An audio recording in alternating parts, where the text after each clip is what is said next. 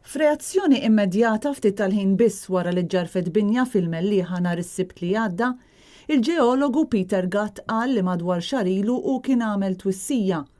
Gatt qal li wara t-traġedja li seħħet fi Gwardamanġa f'April li għadda fejn iġġarfet binja bi swit sit ta' kostruzzjoni u kien wissa dwar aktar minn dat tip ta' inċidenti fi żmien li ġej.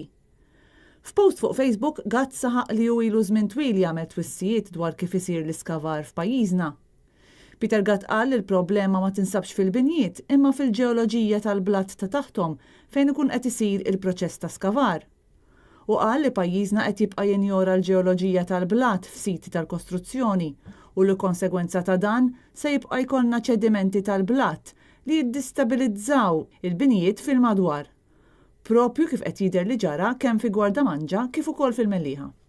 Gatt qal li l-blatt huma l-ispeċjalizzazzjoni tal-ġeologi u mhux tal-periti u tenna li Malta tibqa' l-unika pajjiż fl-Ewropa mingħajr servizz nazzjonali tal-ġeoloġija.